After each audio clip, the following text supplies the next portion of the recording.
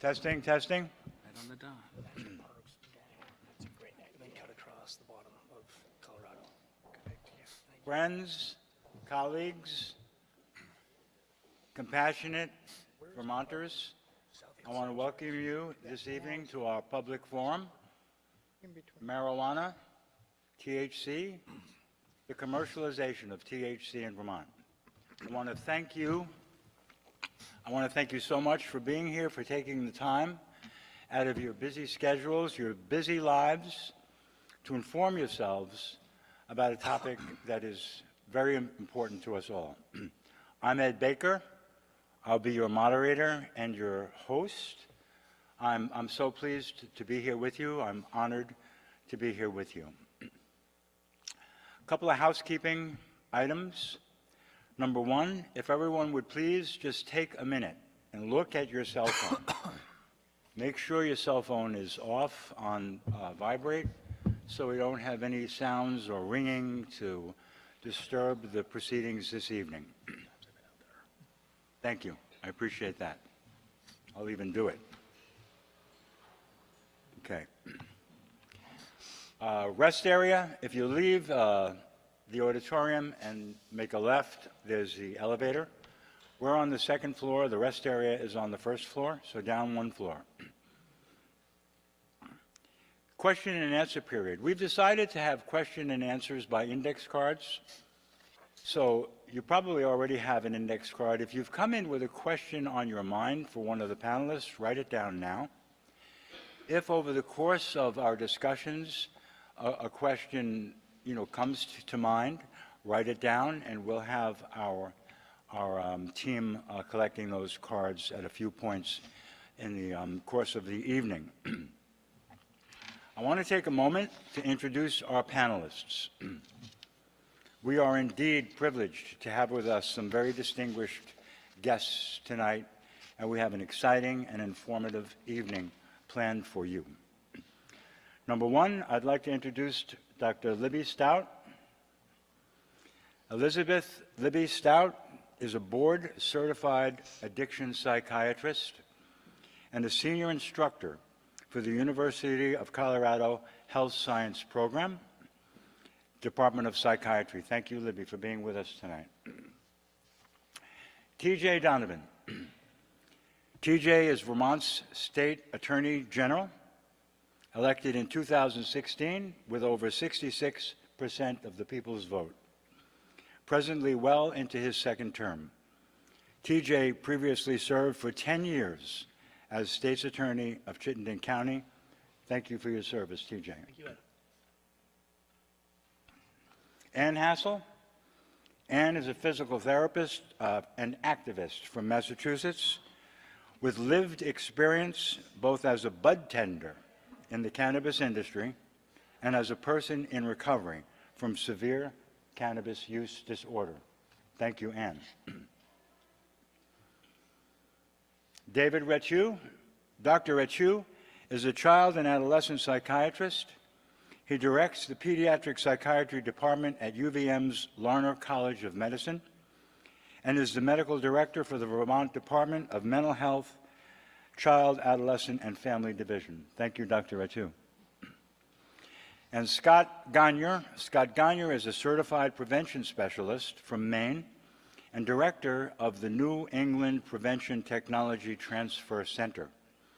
Scott is the public health representative on Maine's Marijuana Advisory Commission, and he currently serves on the Substance Use and Mental Health Services Administration's Substance Use Prevention National Advisory Council.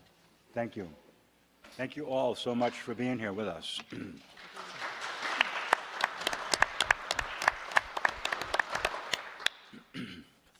The focus of the forum is not focused on medical marijuana. The forum is not focused on the legalization of possession of small amounts of marijuana or decriminalization. We are decriminalized in Vermont. The focus of the forum is the retail sales, the commercialization, the commodification of THC in Vermont.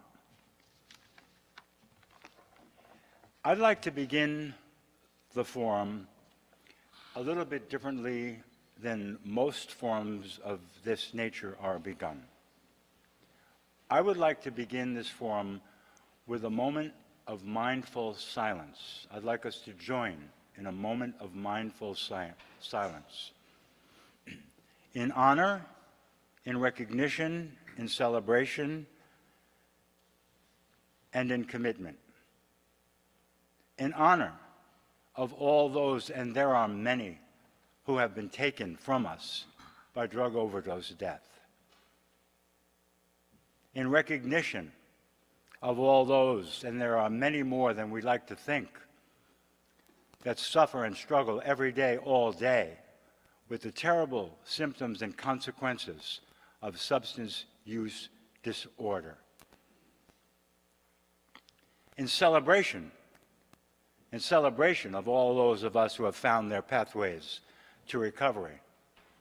Yes, yes, bumpy, winding, sometimes straight down, and then back straight up and on to a wonderful and beautiful life. And in commitment, our commitment as adults, as Vermonters, to protect our children and to protect our children's children and to protect the vulnerable of Vermont by creating and crafting for them safe communities, safe environments. We are the environment. So join me in a brief moment of silence, please.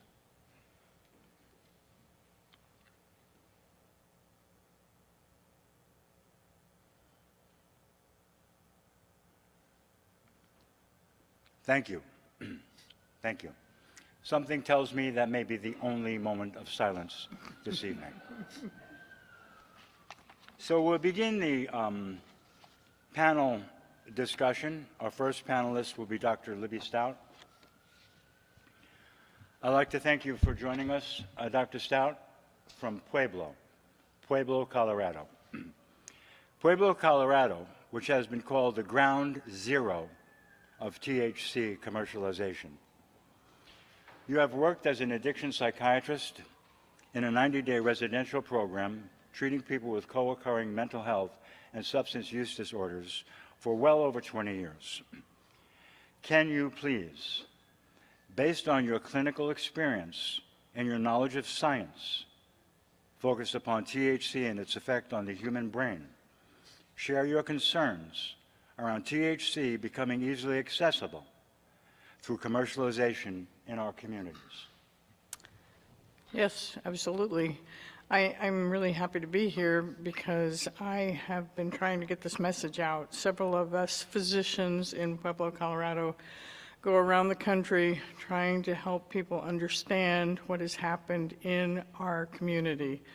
I've been an addiction psychiatrist since 1990, and I love what I do. I love treating people and getting them into recovery because I believe recovery is completely possible, but people have to stop using. And the problem with the high THC, well, basically what happened in Colorado was we legalized it, and then we allowed the industry with no regulations at all to really modify the plant to increase the potency of THC. And so, you know, when it first came out as medical in our state, I wasn't really worried about it. I thought it would be just like the old-time THC, which in the 60s and 70s, THC was less than 2%. And it slowly increased over the years. To the 90s, it was at the height of 5%. And now we have gotten plants up to 20% average. We have people selling marijuana who's brag they have plants up to 40% THC. And then we have the concentrates, which have been the most devastating part of this development, which are the edibles, the shatter, the wax, the dab. These are things that go up all the way to 95% and higher THC. It has been extremely damaging to multiple people. In my treatment program, we have seen more and more people using marijuana. I mean, it didn't used to be as prevalent. Now, the treatment program I run, 95% of them are using marijuana on a daily basis. This is more than tobacco. And tobacco used to be the one that everybody used, no matter what they were doing. And I actually have people not smoking tobacco, they're smoking marijuana, and they're smoking the high concentrations. And so I see the increased risk of suicide related to it, psychosis, depression, anxiety, and this is in adults. I also see this absolutely in adolescents. And the commercialization in our town has made it normalized. So everybody thinks there's nothing wrong with it, that it's safe, it's healthy, and so I should be able to use it because it's my medicine. And nobody talks about using marijuana to get high. Nobody does. Everybody talks about it, but it's their medicine. And even though they don't have a medical card because they don't need one, they can go to the regular dispensary and get whatever they want. But we don't have any difference between a medical and a recreational. You go into either one, and they have the exact same products in all of them. So wax, shatter, dab, oils, vaping, and the kids are seeing that there's nothing wrong with it. We started doing education in schools. They finally let three of us physicians into the schools. So we talked to one middle school, 6th grade, 7th grade, and 8th grade. And so I gave an hour talk to 250 7th graders, and they were rapt. I mean, they were listening. And then they were able to write down questions afterwards that we collected. There were over 500 comments from these kids, and a big proportion of them were kids asking, well, if marijuana is so dangerous, why is it legal? I mean, how do you answer that question? And so their parents are smoking.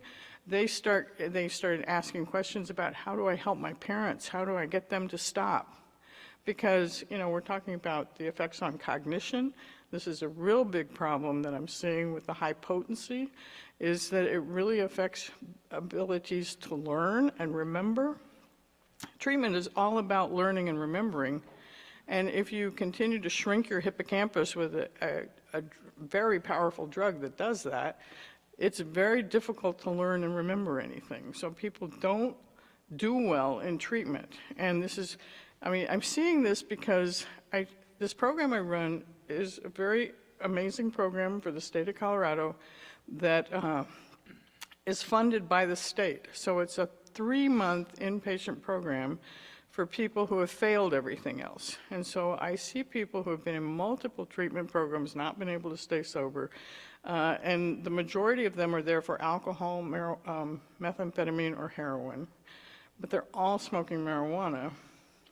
The ones that are smoking the heaviest are the ones that do the least well in the program, because the other drugs are very forgiving. They leave their brain pretty quickly. Alcohol is the one that leaves the brain the fastest.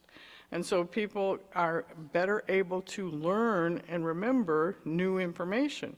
Marijuana is fat soluble, it sits in the brain for a very long time, and it takes a long time for it to come out. So I'll have people that, yes, their urine is now clean after they've been there a week, except for marijuana. And marijuana can still be in their urine up to 3 months later, depending on how heavy they've been smoking. And my biggest concern about it is how it's been normalized. And people don't think there's anything wrong with it. So if I'm trying to talk to people about their cannabis hyperemesis syndrome, or the fact that this is causing them psychosis or delusions, they don't believe me. And so they don't want to quit. They don't want to stop. And so it's a lot of work to try and convince people. I've started to be successful with some people, but it is really an incredible amount of work. All right. Thank you, Doctor. Now we have about 3 minutes left in your 10-minute Okay. allocation. I'd like to follow up with a question based on some recent research released by McGill University in collaboration with Oxford University and also Rutgers University. The McGill study suggests that smoking marijuana can be linked to depression in about 7% of Canadians and Americans. That figures out to be about 25, between the ages of 18 and 32. About 25,000 Canadians and 400,000 young adults. These people suffer from depression because of earlier, daily or occasional use of cannabis. The study concludes that pre-adolescents and adolescents should avoid using cannabis, as use is associated with a significant increased risk of developing depression and suicidality in young adulthood. We know in Vermont from our youth risk behavior survey that Vermont is above the national average, both in youth depression, suicide planning, and suicide attempts. Tell me, do you think these findings are an exaggeration? No, not at all. It's absolutely true, and it's something that I see on a daily basis. I have so many people that are expressing suicidal thoughts, and some of them, I don't know where this is coming from, it's out of the blue, and so I get a more intensive history from them, and they're vaping 60% hash oil. And I'm trying to explain to them, this is the reason you're suicidal. I had a gentleman who had a very serious suicide attempt, and it scared him. And so I'm talking to him about, I think it's because you're smoking high-potency THC.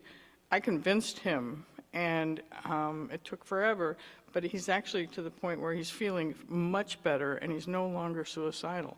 But I see it over and over and over again, totally related. And there is a lot of research out there supporting that. And the problem is, you can have the best parenting in the world. You can teach your kids everything they need to know. And all the way up until puberty, they sound like they know it. They understand it, they're good, and you've told them everything. Kids reach puberty and their brain changes. And they have huge changes that then makes them very susceptible to peer pressure. And that's where I'm seeing the biggest problem. Because kids, even though they come from a really great family, a really great home, and they've been educated and everything, they get into this peer pressure thing, and their brain isn't working very well because their frontal lobe is not working, and they use. And then if they use this high potency stuff, they're gone. I mean, they're like addicted really quickly. Yeah. All right, thank you, Dr. Stout. Thank you very much. Just for the panel, I don't think I mentioned it, we have a timekeeper that'll be alerting you at 5 minutes, 3 minutes, 1 minute, and then 0. We have 10 minutes for this initial round, one initial question, and then a follow-up. Attorney General Donovan, TJ. Regarding the commercial sale and regulation of THC, if we look at the two other regulated drugs commercially available in our communities, namely alcohol and tobacco, 2 of the 10 leading causes of preventable death on earth, and then add another, even more strictly regulated drug, opioids, only available by prescription and one of the most tightly regulated drugs in America, we see clearly the failures of regulation and the social costs of rampant, sometimes criminal profiteering.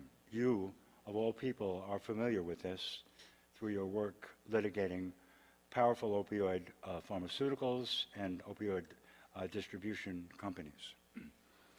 Given our experience to date, what is it that makes you believe introducing yet another intoxicant with scientifically documented addiction potential to our communities?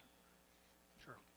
And thanks for the question. Thank you for the invitation to be here tonight. I appreciate it. And you and I are good friends, and we've had this conversation many times, and I'm happy to be here tonight to continue the conversation. Let's start with the law in Vermont. Marijuana is legal. There's legalization in Vermont. We've legalized possession of cannabis. Governor Scott signed the bill, a year or 2 ago? 2 years ago? 2 years ago. That's the law. And then ask the impact of a law where you tell Vermonters that you can legally possess something and are going to be absolutely silent on how you obtain it. That's not how government is supposed to instruct citizens about what is legal and what is illegal. And Dr. Stout is absolutely right when she talked about the Colorado law. That was by referendum. Citizens, question on the ballot, citizens voted, it passed. Without the keyword, any regulation. That's what Vermont is doing. That's what I support, a fully regulated market with consumer protections, with protections for children for the very reasons you just talked about. You can't put the genie back in the bottle. We have legalized cannabis. So now we have to be responsible in protecting people who may be susceptible to abuse. That's the role of government. Ed, the short answer to your question is that prohibition hasn't worked. And we have to acknowledge that too. So these issues of people having problems with alcohol or cannabis just didn't happen in the last 5 years. So let's face facts. Let's deal with the hard reality that Vermont has legalized it. And let's be responsible, protect consumers, and protect kids. That's my position. So I support a fully regulated market. All right, well, thank you. Thank you, TJ. And as always, clear, to the point. Brevity and clarity are always welcomed. Well, okay, so now for my follow-up question, I'd like to cite two commissions, Yep. one appointed by Governor Scott, the Opioid Coordination Council, the other one appointed by our current president, the Commission on Combating Drug Addiction and the Opioid Crisis. So this is from the OCC, the Opioid Coordination Council in Vermont. This is their final recommendation to Governor Scott. Quote, "The opioid crisis must be viewed against the backdrop of the efforts to decriminalize and legalize marijuana in Vermont and across the country. The OCC would be remiss to simply ignore the impact marijuana legalization may have on the opioid crisis. These two issues cannot be neatly segregated. The OCC shares the concerns articulated by the President's Commission on Combating Drug Addiction and the Opioid Crisis." And the OCC quotes the President's Commission.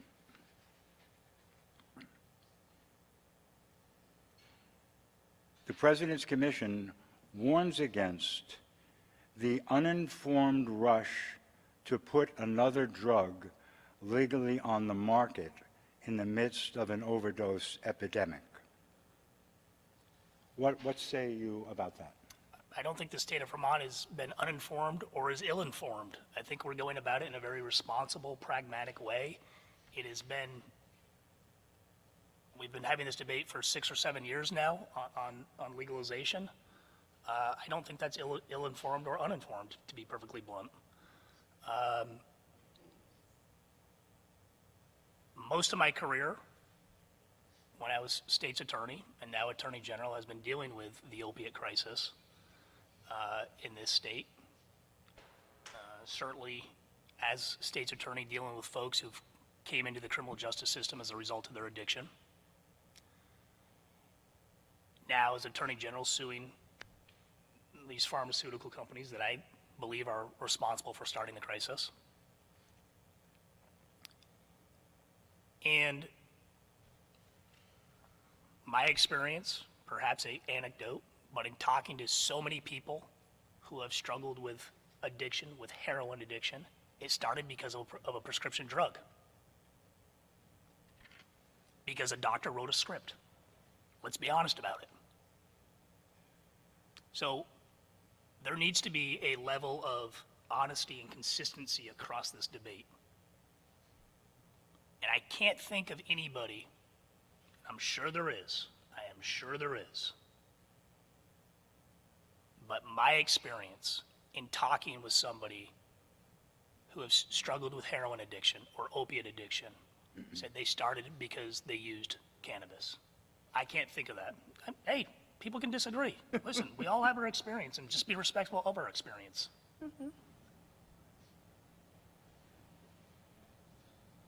I don't believe it's a gateway drug.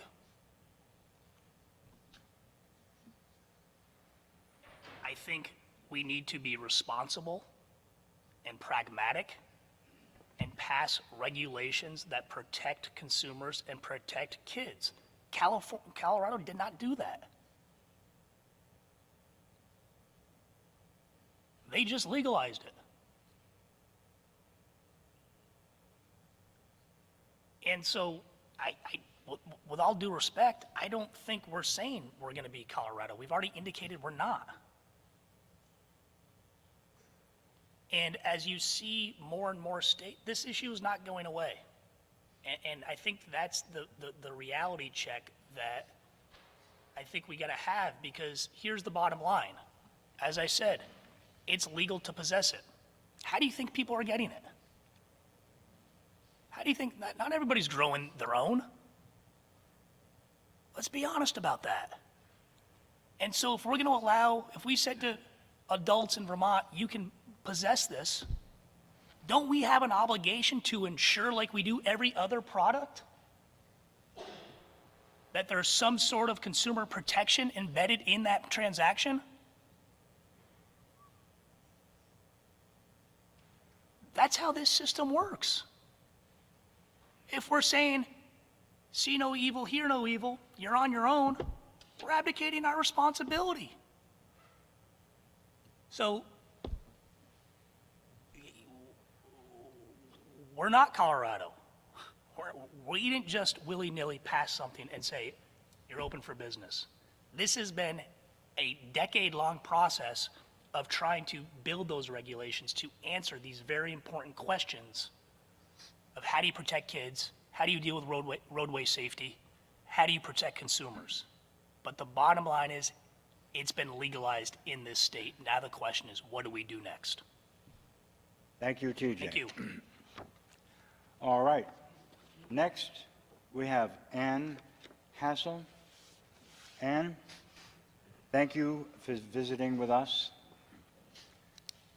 It's my understanding that you've had the opportunity to observe firsthand some of the practices underway within the retail cannabis industry, regulated in Massachusetts. Would you care to share this with our audience, please? I was a licensed physical therapist who went to work as a bud tender in a Massachusetts marijuana dispensary for 1.5 years. I was very excited to go to work in the marijuana industry. Entering the green rush was my dream. I had consumed and grown the marijuana plant off and on for decades, even went to jail for growing it during the war on drugs. I strongly believed that not only was marijuana non-addicting and non-harmful, but that it was a beneficial healing plant. A bud tender works behind the counter and completes the retail selling of marijuana, showing buds and weighing them on a scale, answering questions, and making recommendations. Marijuana-infused products have the highest profit margins and are made from concentrate oil. They include vape cartridges and edibles. As a bud tender, I learned this is not about a natural plant. This is all about an addictive and harmful, unnatural commodity produced by a deceptive, dangerous industry focused on the almighty dollar. The marijuana industry engages in unethical and illegal practices harmful to physical and mental health. I am truly embarrassed to admit that I kept working there despite what I witnessed and experienced, but my mind was impaired by high THC. I saw many disturbing practices, and here are a few. 1, harmful and deceptive sales. We were told by management to withhold important information from customers, such as our use of out-of-state synthetically derived hemp CBD crystalline instead of growing a CBD marijuana plant. Besides being a complete ripoff, out-of-state synthetically derived hemp CBD crystalline caused neurological problems, including seizures. In order to have the edibles tested a certain potency, my corporation put in more than double the amount of THC for brownies and 1.5 times the amount for other edibles. We were told that this was because the labs could not properly test for THC. I was very worried about my customers overdosing on THC, especially the elderly and inexperienced marijuana users, but I was unable to alert them to the danger. 2, microbial contamination. I and all the other small-scale marijuana growers I have known never had a mold problem. With commercialized, industrialized indoor grows with large numbers of plants crammed in a space, high energy lights and water reservoirs, the environment is humid and hard to control. Mold is a known problem in the industry. When I worked in the cultivation center, I trimmed moldy marijuana for 8 hours. I was very alarmed, but was told to cut around the mold and that concentrate production would take care of it. I saw moldy marijuana in the dispensary. I sold moldy marijuana to customers. I was told to pick off the really moldy parts of the bud and sell the rest. This is dangerous, for if a bud has visible mold, then the whole thing is contaminated. This is happening in other states. 80% of marijuana on Denver dispensary shelves failed from mold. Microbes in marijuana are dangerous. Marijuana from a California dispensary contained a fungus and killed a man. 3, masking contamination with remediation. Remediation allows contaminated marijuana to be sold. That's why my corporation dunked moldy marijuana into barrels of caustic hydrogen peroxide, so caustic it burnt the workers' arms. My corporation told us this was an industry standard.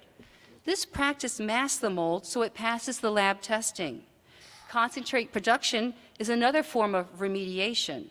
The marijuana industry says this is safe, however, scientists have issued warnings. 4, pesticides and heavy metal contamination. Illegal pesticides are applied to marijuana crops, but as with mold, there are ways around the lab testing. My corporation found a way. 30% of California dispensaries had marijuana poisoned with banned pesticides. Heavy metals are in cheap, low-end nutrients and fertilizers. My state only tests for 4 heavy metals, and there are many more. If marijuana is contaminated with pesticides and heavy metals, then the concentrate made from it has greatly increased toxicity. Customers and coworkers describe serious neurological symptoms after consuming my corporation's products. When I quit my job as a bud tender, I was physically unwell, heavy metal poisoned, over 3 times the norm for lead. Last December in Massachusetts, 12% of dispensary vape cartridges that had passed the lab testing for lead failed when retested, 1 over 50 times the lead limit. If my governor had not issued the vape ban, then these lead-poisoned vape cartridges would have been sold and consumed. People assume that if marijuana is legal and state-sanctioned, it is safe. This is a very dangerous assumption. Supporters of a commercialized, industrialized marijuana industry like to point to Massachusetts as a beacon of success. In actuality, if you could see what I, a bud tender, saw behind the cannabis curtain, working in a dispensary, in a cultivation center, you would understand that states with legalized marijuana have sanctioned an illusion of safety. You need to pay attention to the industry behind the curtain, perceive the dangerous reality. Thank you, Ann. Thank you very much. For my follow-up question, and if you're comfortable with it, would you care to share some of your personal experience regarding the dangers of marijuana with high THC content and its influence on you? When I began smoking bud in the 1980s, it had a potency of about 3% THC. As the plant was bred through the decades to increase THC, the marijuana I consumed grew stronger. However, it was nowhere near the 20 to 30% high THC in my corporation's bud. After going to work in the marijuana industry and consuming high THC products, I experienced heavy metal poisoning, addiction, and psychosis. As I told you before, I was very excited to go to work in the industry. I had believed that marijuana was what I thought it was, and it had experienced a natural, harmless plant. I was wrong. After I began consuming high THC products, I began to experience physical and psychological problems. And I was a person who had consumed marijuana for decades. What I experienced were out of control addiction and psychosis. These happened slowly and gradually after I began consuming high THC. The real difficulty and the big problems were when I began consuming high THC concentrates ranging from 60 to over 90% THC. When I first tried them with the dab rig and butane torch, the rush was extremely powerful and intense, and I began to consume more and more of it. I developed a habit of consuming 1 gram a day and a severe addiction. I had all 11 out of 11 characteristics of a cannabis use disorder. The psychotic thoughts and feelings I experienced started with paranoia. However, these worsened and they became extremely disturbing and incredibly bizarre. But I was too high to understand what was happening. Things got so bad, I almost had a psychotic break and committed suicide. It took 6 months for my mind to recover.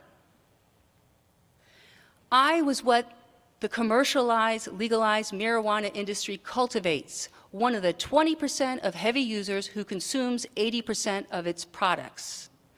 I was very fortunate to wake up to the harms, quit my job as a bud tender, never to work in the marijuana industry again, and I also quit marijuana. Thank you, Ann. Thank you for your candor and your courage. I'd like to just say at this point that if there are cards to be collected with questions, can you indicate that? Are there any cards out there that need to be collected? Okay, looks like we're okay with that.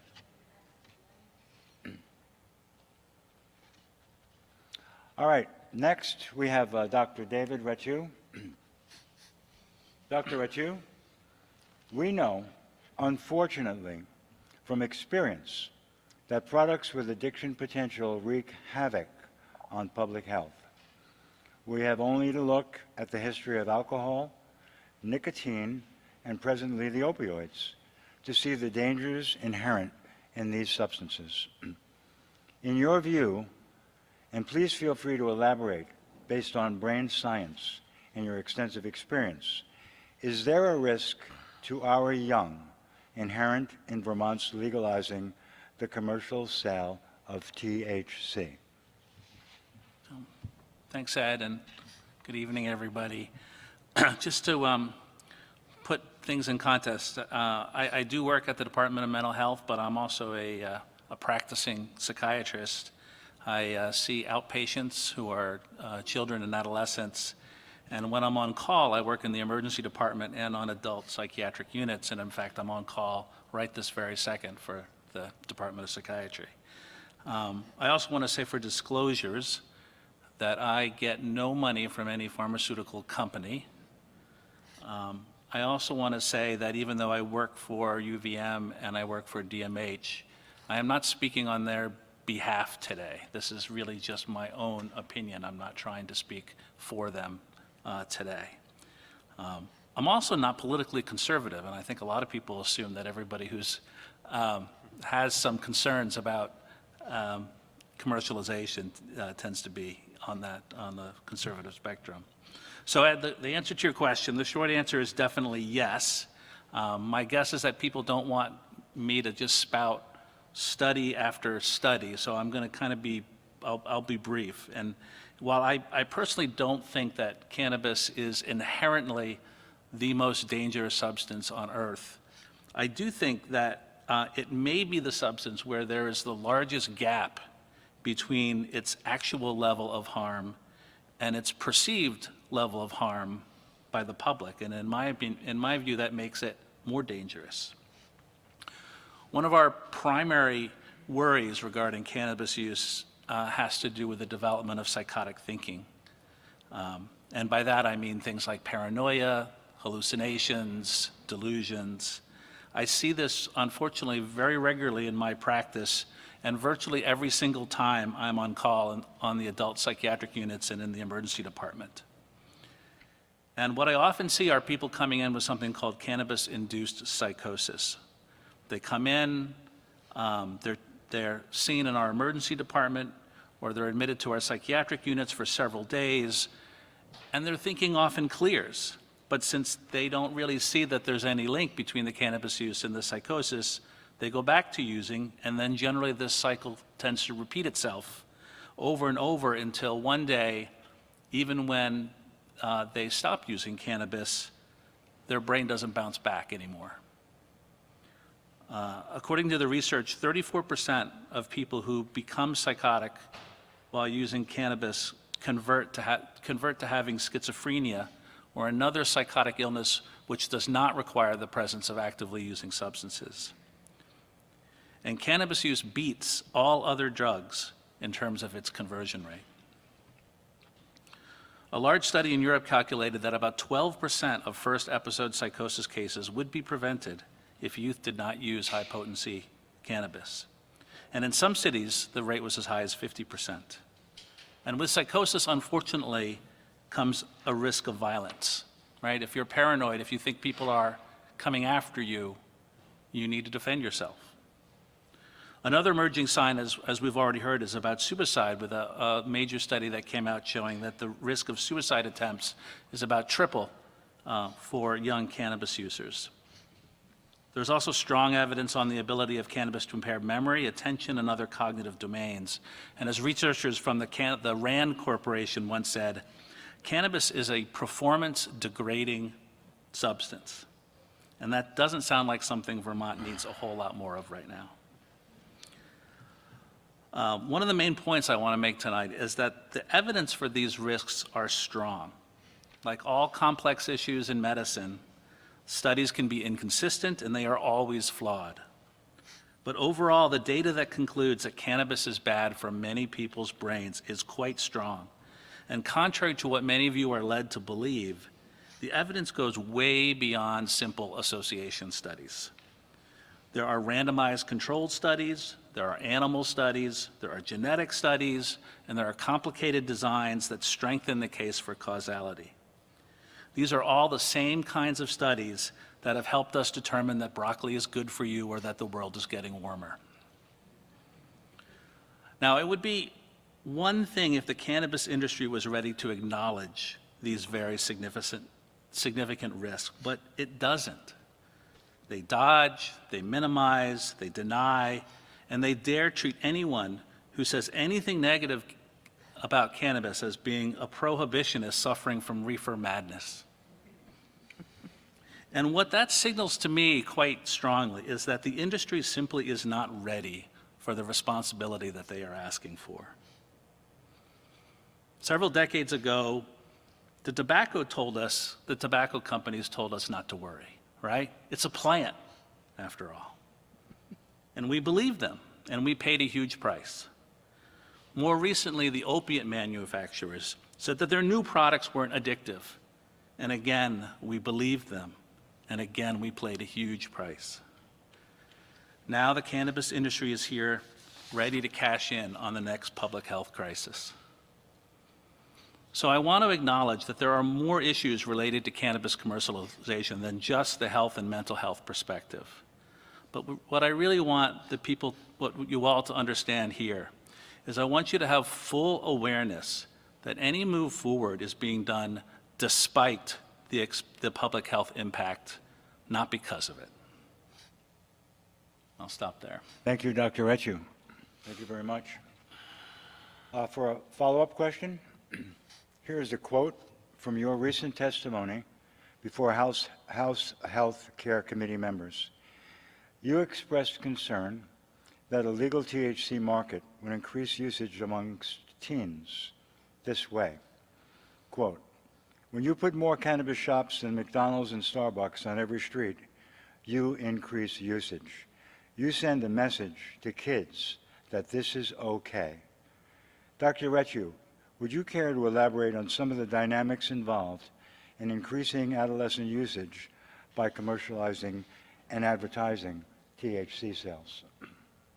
Yeah, so the research shows very clearly that that you can track adolescent usage of drugs almost exactly compared to the degree to which they think it is harmful. And there are these amazing graphs that show this almost in sort of lockstep, usually with a few year delay, with a couple year lag. And so as we send the message that this is medicine, that this is good for your brain, people will naturally respond, and kids are curious, adolescents are curious, and they're going to use more. And the Vermont Youth Risk Behavior Survey, which surveys Vermont youth every 2 years, the data for 2019 just came out 2 weeks ago. And after many, many years of cannabis use among Vermont adolescents being pretty stable, for this first time in this interval, and this interval includes the new legalization here, it's gone significantly up. So that worries me, and I worry that commercialization, when there are going to be signs and advertisements, is only going to make that worse. Thank you. Thank you very much. Scott Gagner. Scott, thank you for joining us this evening. As I mentioned during my introduction, your experiences both at state and national levels, these are high-level positions. Would you care to comment on the commercialization of THC, please, specifically with regard to areas you've been studying? Thank you. Thanks for having me. And similarly, I want to mention that what I'm sharing is my position, my opinions, and not representing officially any organizations that I work with. And I want to dovetail on that last point. In the state of Maine, where I live and work, we've seen the exact same trend. Many years of flat past 30-day use amongst our young people, and the same thing in 2019. We've seen our first statistically significant increase amongst youth since 2009. And so we had the campaign in Maine in 2016, and that was a long campaign. It really started in 2013, so that was years of normalization messaging, and we're like I mentioned, we're starting to see that trend in Maine as well. So it's not just Vermont where that's happening. I wanted to just another couple comments about what we've talked about so far tonight. One point I think we need to understand is that marijuana is not like any other product. It is not an ordinary commodity. We can't treat it like potatoes or broccoli or anything like that. It's a substance. So yes, we do need to, as states and as a nation and as communities, we do need to treat it differently. We can't treat it like any other product. If we do, that would be irresponsible.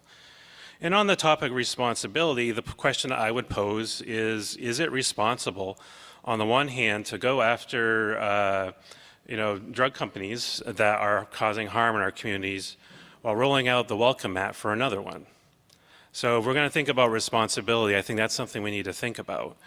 But there's a lot of areas when we think about states and the nation looking at how they're looking at commercialization and trying to wrap their arms around it.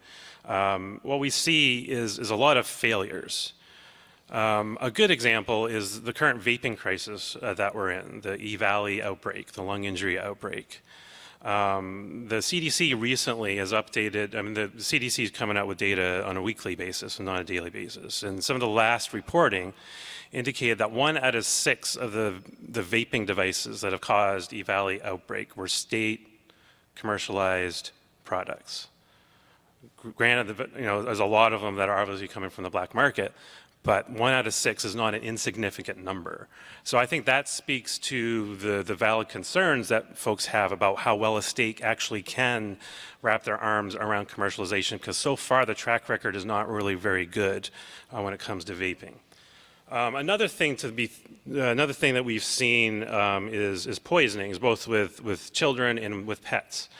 The Northern New England Poison Center, which covers Maine, Vermont, New Hampshire, I work very closely with Dr. Simone, who's the director there, and she reports that they're getting a large increase in calls from parents and grandparents and folks from because their child has somehow gotten into marijuana and is experiencing symptoms. Same thing with pets. Pets are getting into products and becoming ill.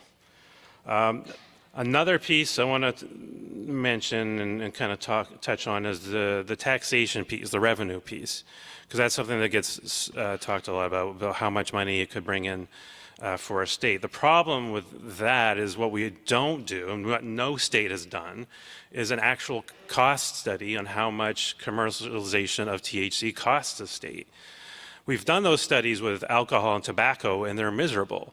For every dollar in tax revenues a state collects, or the nation collects, for tobacco and alcohol, we spend $10 dealing with the fallout, whether it's increased healthcare costs, lower worker productivity, increased enforcement, because if you're going to have rules and regulations, you got to enforce them. You got to pay people to do that. Alcohol and tobacco are net losers for our states. Why don't we do a cost study on marijuana before we move forward with commercialization? It seems like it would be a responsible thing to do. Highway safety. From what I can tell, there's in the proposal here, looks like there's THC caps of 30% and 60%. That is a very high amount. And what I'd be particularly concerned about with that is particularly the edibles. The edibles is where the industry is getting the novice users. That's where they're getting new people into the market. It's with the edibles. Because we've done a very good job of stigmatizing smoking. People are concerned about their lungs. They don't want to smoke, but they can eat a cookie. They can eat a gummy bear. But the problem is that novice users aren't always well educated by the bud tenders about the delayed effect of THC. In the rural roads of Vermont, you have someone eating a 30% THC cookie. They think nothing's happened. They're good to hit the road. That's a significant issue, and I think it would be responsible to get a handle on that before moving forward with commercialization. And then the last piece I'll just kind of touch on is social inequities and health disparities, and I know that's a common theme that comes up in discussions of legalization as a way to deal with social justice and those sort of things. There again, we're only talking about one side. We're not talking about the other side. We're not talking about the disproportionate burden that our vulnerable populations bear from the fallout of drug commercialization. Alcohol, the alcohol outlet density is most dense in poor neighborhoods and minority neighborhoods. Same with tobacco. And we're already seeing that pattern with the cannabis industry in states like Colorado and Oregon and Washington and others. They're not in the wealthy suburban neighborhoods. They're in the poor minority neighborhoods. Commercialization will not do any good for social justice or social inequities. It will increase health disparities, not decrease them, and that would not be responsible. Thank you, Scott. I want to point out a recent position paper by Prevention Works. Prevention Works is a coalition of approximately 14 groups, community groups, small coalitions representing the entire state of Vermont.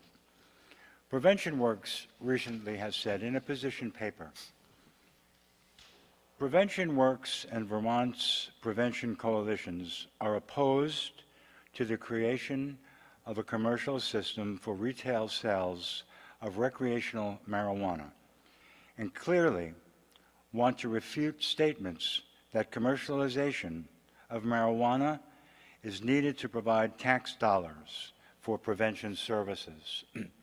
They conclude their statement with this: we believe that science and evidence, not special interests or corporations, must drive marijuana policy in Vermont.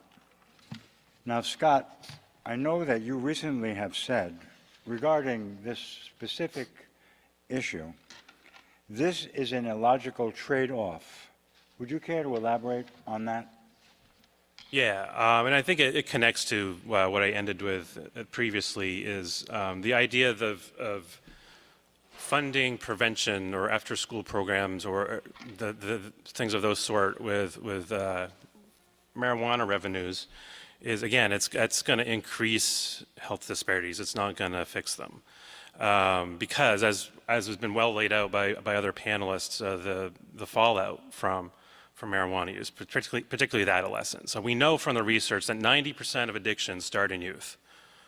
So while I agree there are adults who are probably starting an opioid addiction because of a prescription, the vast majority of addictions are starting in adolescence, not in adulthood. And we know with marijuana, the addiction rate is 1 in 6 for young people. So what's going to happen is, those that are most vulnerable at risk are going to fall further behind, and they're not going to be able to benefit from the after-school programs or any of the other programs that you fund because their parents can't afford to give them treatment, which is already an issue. I mean, we didn't talk about that. We're already talking about a lack of access to treatment for opioids.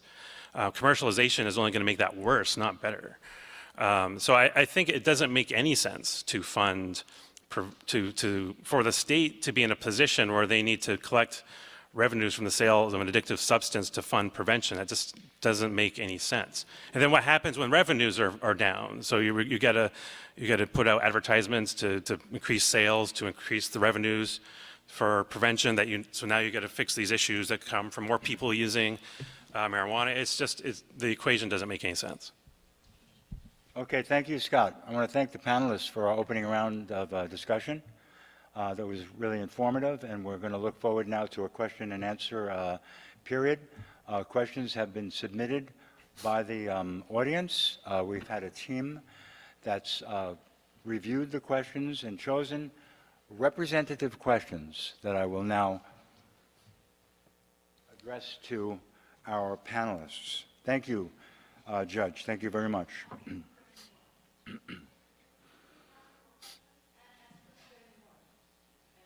What? Oh, okay. Sorry about that.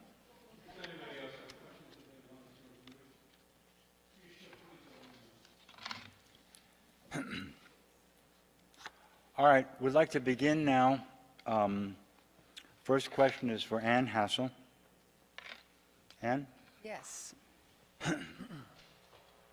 The administrative 2020 budget for the Massachusetts Cannabis Commission exceeds $14 million. It is only for administration and does not include local level impacts. What does Massachusetts get for $14 million? Well, Ed, I think that's a really good question. I think you get a lot of, high-powered jobs. I actually have alerted the Cannabis Control Commission about my concerns and did not hear anything. As for what they're doing, I know at one point they put up billboards alerting people that marijuana is now legal, and they were in a cartoon format. So I think they got flack from that because, again, this should not be made child-friendly. I also have a question with the Cannabis Control Commission. We've had, again, a whole dispensary was shut down because of illegal pesticides. In that case, the U.S. Department of Agriculture went in, and that's how eventually someone's going in through the federal government. In my opinion, you have the Cannabis Control Commission that is getting its advice from the Cannabis Advisory Board, and that's packed with a lot of people who own marijuana corporations, and it behooves them to just keep selling their products. The CCC is not sending out a message to try and prevent people from using it because they're gaining income by having the taxes from marijuana sales. So I think that it's all geared towards the sale of marijuana, and there's not much given to prevention whatsoever. Thank you, Ann. Second audience question is for TJ. TJ, specifically describe regulation of commercial cannabis. What does that look like? And will towns be able to limit or opt out sales? No. Will there be advertising? What does an ideal law look like? We have 3 minutes for this section. Well, I won't take 3 minutes. It's too early to say. I mean, I think there's the threshold question that the legislature has to answer is, do you legalize the sale, create a commercial market? And I think there's different, that's the threshold question. And then I think the process would be a commission similar to Massachusetts, either a 5-person or a 3-person, I may have the numbers wrong about that, gubernatorial appointment, a Senate appointment, and a House appointment. On one version, 5-person, we would, I think the AG's office would have somebody, I'm not sure who the 5th is, I don't know if anybody knows that. And they would be charged with developing the rules. And so that's the question, how you build it. How do you, look, I think everybody agrees you want to protect kids, you want to protect consumers, you want to protect against mold. You have to have strict regulation on advertisement. And all those issues need to be addressed, because by not addressing them, you allow a black market to flourish. And you allow people to, when we pass this, and John Flanagan can remind me of this, maybe I'm wrong, 2 years ago on possession, what was the first thing that happened? The first thing that happened is you had gifting, otherwise known as sales. And the issue was, we said, possession is not legal. And you had, because the market is not going away, you had folks who said, well, we can't sell, but what if we could gift? Is that a legal loophole? And the gift was, come buy a T-shirt, and we're going to throw in a bag of cannabis for a $50 T-shirt. Expensive T-shirt, or in some cases a sticker. And, we wrote an opinion saying, that's illegal, that's a sale. But think from the point of social media, of how that was being marketed, who it was being marketed to, and the danger of that consumer, whether it be an adult or, more importantly, a kid. That's the point of having regulations, that's the point of having protections, consumer protections, to address those very issues, to address the issues of public safety and public health. So you have to build it. And everybody makes very valid points.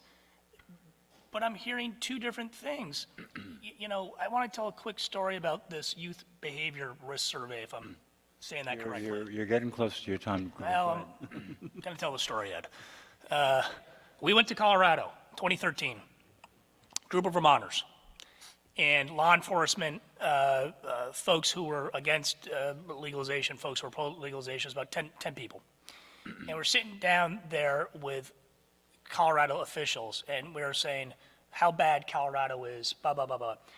And then they talked to me, Colorado was the #1 in terms of youth use for marijuana since 2013. Guess who #3 was? Vermont. Vermont. We've been dealing with this issue, and we're pretending it doesn't exist. If we want to build, let's acknowledge that kids use this. Let's protect them. Let's invest. Let's understand the science. Let's be smart and proactive and build a regulatory system, not like Colorado did, who did nothing, and is now trying to pick up the pieces. And you talk to other people in Colorado, you hear a different story, frankly. So let's do it the right way. Let's be responsible.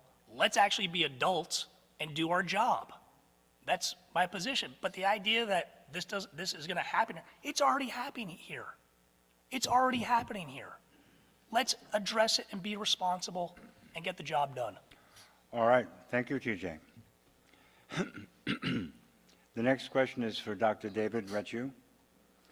Dr. Retchew, the question is that a marijuana cigarette of the 70s or the 80s provided approximately 1 to 5 milligrams of THC, and now the milligrams is contained is much, much higher than that. The card says approximately 300 milligrams.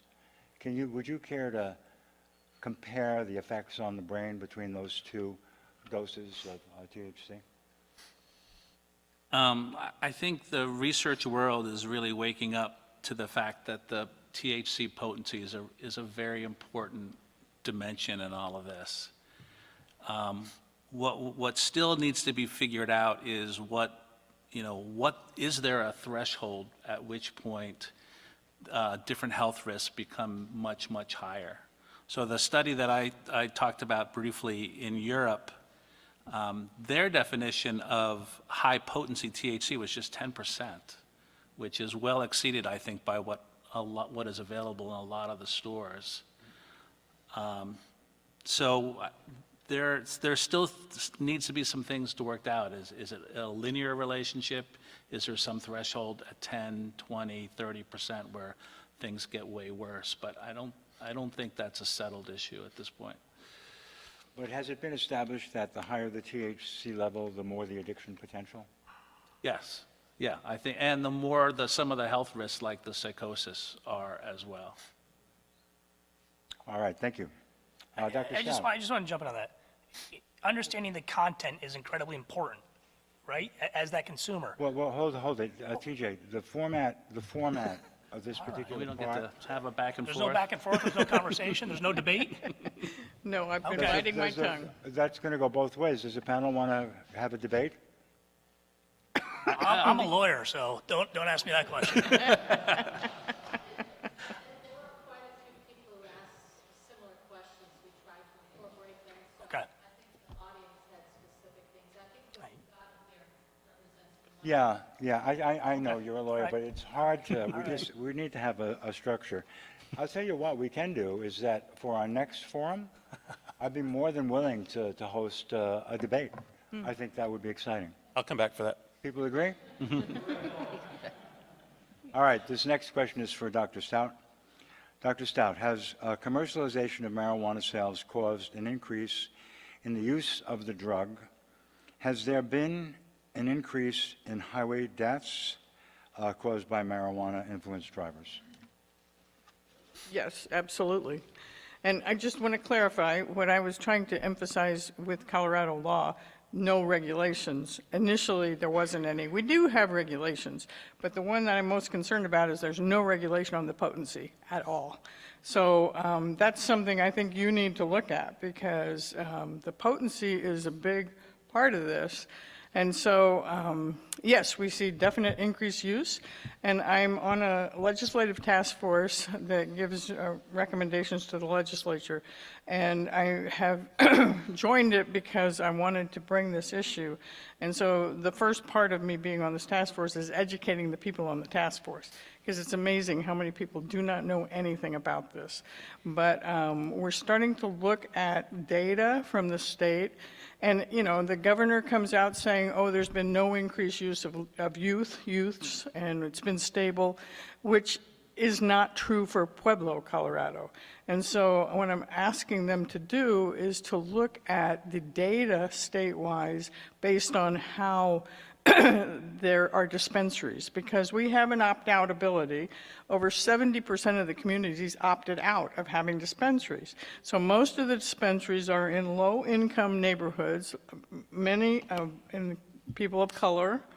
And so it's not socially justice that I see, it's more in those communities. And in Pueblo, Colorado, it's a blue-collar town, it is a low-income town, 50% Hispanic, and we are the epicenter of cannabis in Colorado.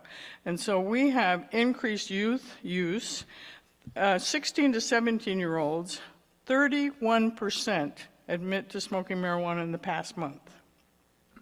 And so that's much higher than the state average.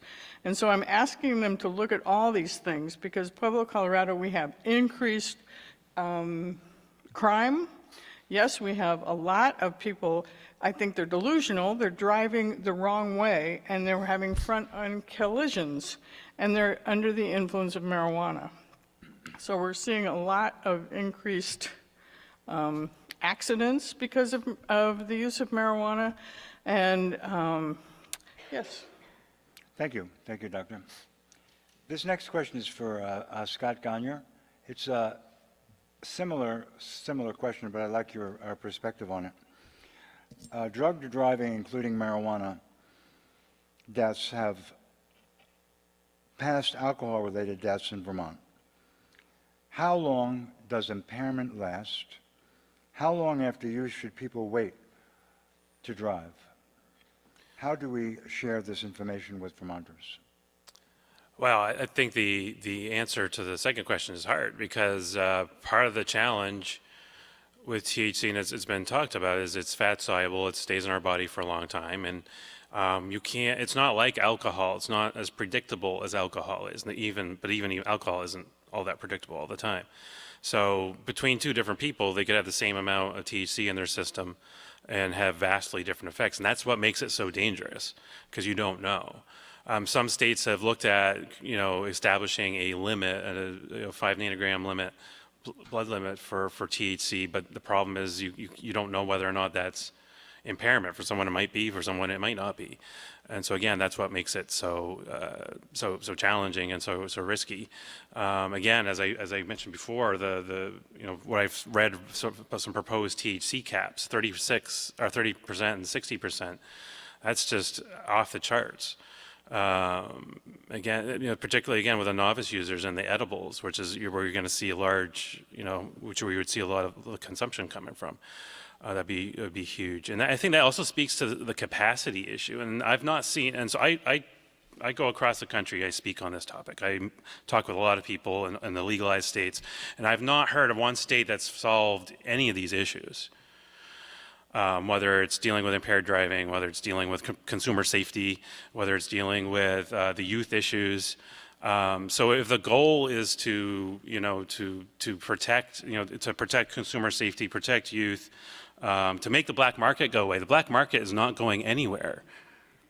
It's alive and well in Oregon. It's alive and well in Washington. It's alive and well in Colorado. If these are your goals, commercialization isn't what you want to do because it's failed on every single measure in every single state. Thank you, Scott.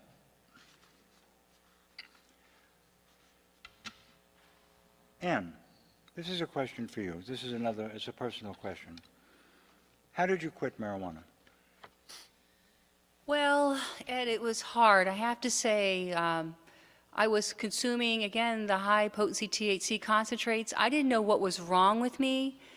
In terms of what was happening to me mentally, I just had no understanding. I knew I was physically unwell with all the symptoms I had. I had really, painful leg spasms and other neurological problems. So I immediately quit consuming it because I knew there was a problem. I knew about the toxic and contaminated production. But it's so interesting that even after all that happened to me, I still relapsed on it because I kept thinking, wow, it was just that corporate, the contaminated marijuana. But I later came to see, like especially the high-potency THCs, that's a real problem for people. And I just stopped consuming those definitely, and it was hard, but I realized that I had to take care of my health and that I was not seeing the full effect, because when you consume marijuana, you are impacting your brain, and as the doctors have said, it's something that stays in your body and brain for a long time. So I just knew that I had to take a break, and I was very lucky to have had that ability because I know a lot of people who want to, but they can't. And it's also hard when you want to quit marijuana and people say you can't get addicted to it. That's impossible. And you're ridiculed for it.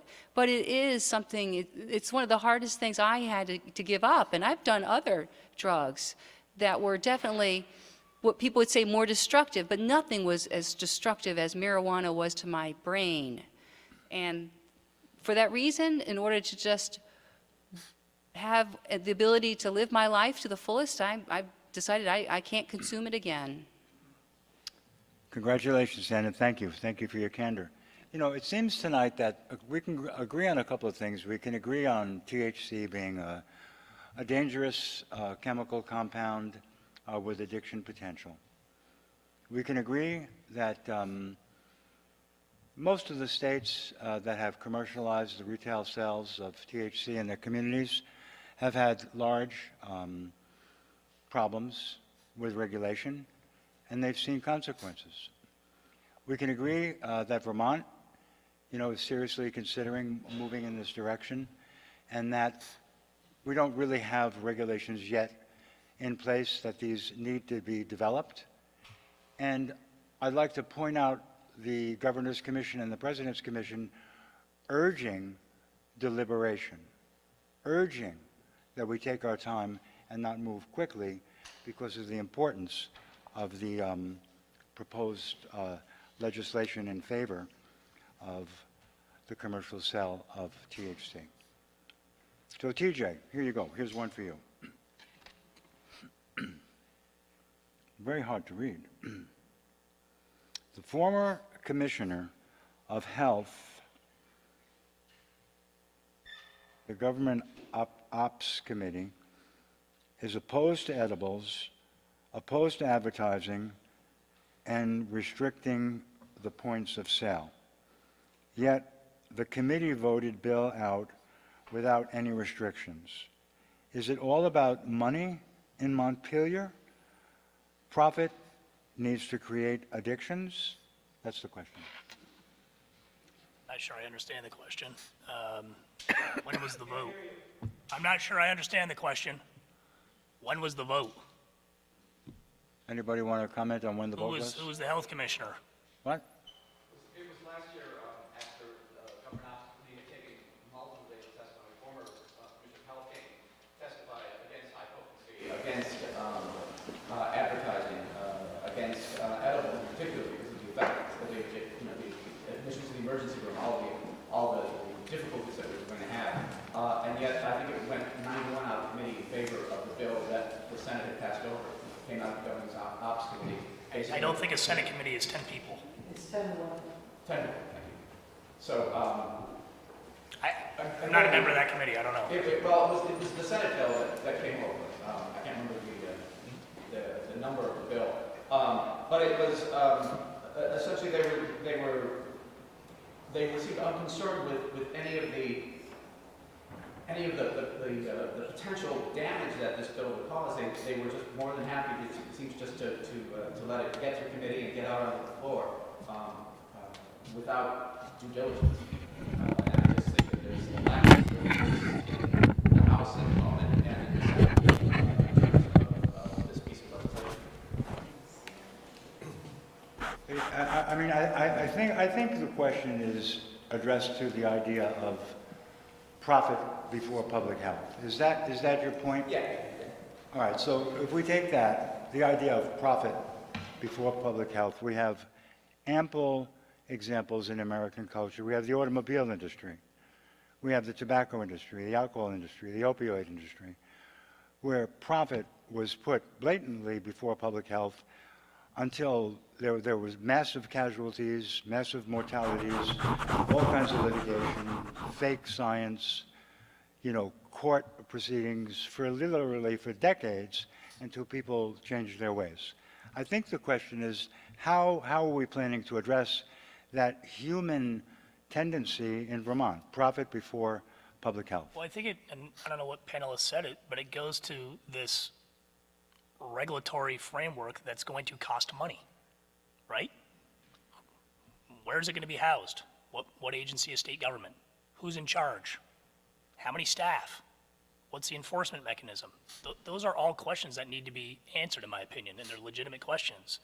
And how you build that regulatory framework is a major piece of this, and those are threshold questions that need to be addressed. But yeah, of course Colorado's passed regulation, but this is the difference, and I disagree that there's a rush to this.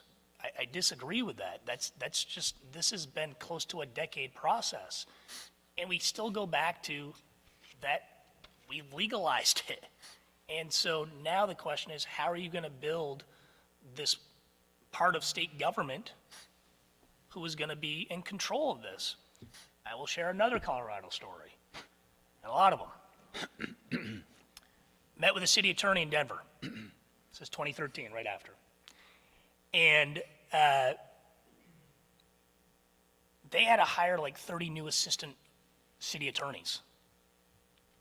Don't quote me on that number, but my point is there's substantial cost, there's substantial work that has to be built within state government to address this that goes to the heart of your question, right? That there has to be regulation and there has to be enforcement. The rules have to be clear so everybody understands them, and they have to be enforced. But not having the rules, in my opinion, does a disservice. All right, thank you. Thank you, TJ. We'll stick with Colorado for a minute. This is a very sad question. And I think I'd like to take the liberty as moderator to pose this question to the whole panel to answer maybe sequentially, but first with Libby. Libby, this past week in Colorado, a father backed over his 23-month-old son, then drove away, all caught on a neighbor's camera. The man said he had been dabbing earlier in the day. The question for Libby and for the panel is, how can Vermonters protect Vermont kids? Yeah, well, this speaks to the fact that commercialization has not gotten rid of the illegal market at all. It's made the illegal market huge, bigger. And this is a very sad case because this is a gentleman who clearly was impaired, not thinking, his judgment was off. He admits that he smoked a dab at 7 in the morning. At 10 o'clock, he was seen on this videotape of a neighbor's, I guess they had a webcam outside their yard, that he was walking with his 2-year-old around the car, and then he backs out over the child. He leaves. He comes back 14 minutes later, picks up the body, puts it in the car, and takes it to the police department or the fire department.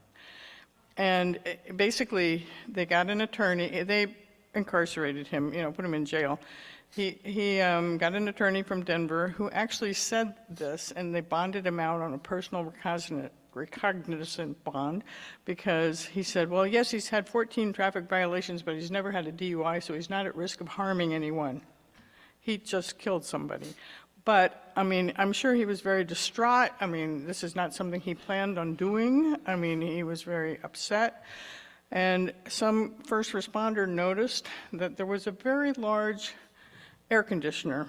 And so they got a warrant and they searched his place, and he had a huge illegal grow. He had an illegal hash oil operation. He was making his own dab. And this is in a place where there's dispensaries everywhere. He didn't have to be doing that, but he was doing it, and it was clearly impairing him. And so now he is in jail, facing other charges. And I don't know how you protect people from that, because this has been happening a lot. We have so many illegal seizures in Pueblo, Colorado. House right across the street from me was an illegal grow. And these aren't necessarily people that are living in the community.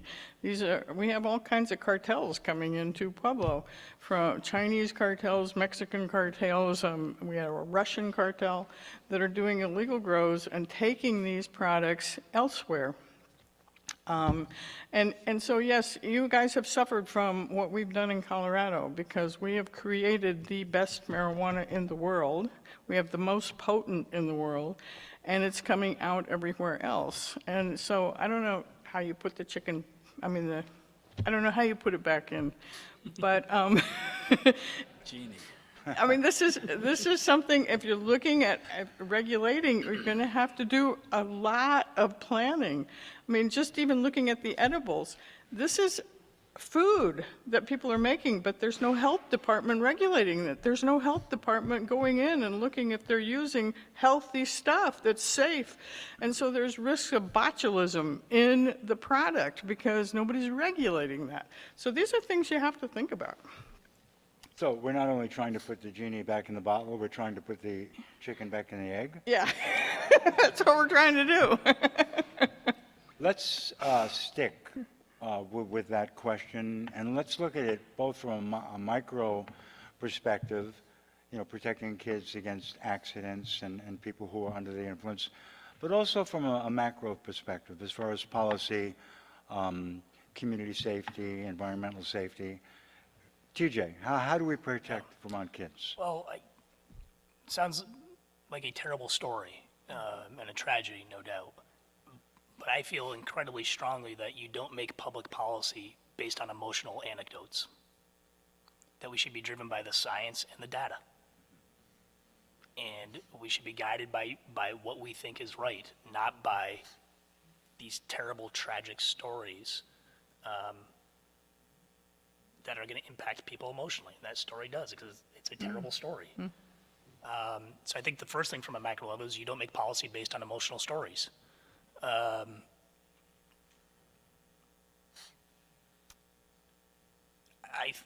think, and Ed, we talked about this, I mean, I think about, and we have this conversation a lot, how do you, the world is so complicated, and it is complex. It's far more complex than when I was growing up.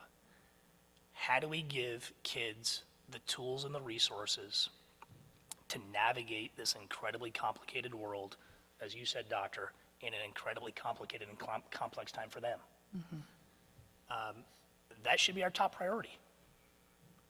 And we should look to the experts who are in this field, not just legislators, not just lawyers, but look to the experts to do it right and to try. But I keep going back to doing nothing is not the answer. We know kids, even with prohibition, have struggled. We know kids, Vermont does have a high suicide rate. I don't attach it to cannabis use. I would disagree with that. Mental illness is, in my opinion, a crisis in this state. Those are the questions we have to ask and make sure we're talking to the right people and going by the science and the data and understanding this stuff is complicated. And it's pretty bad right now. So can we do something to make it better? Let's have that conversation, you know, and understand that there's no easy answers.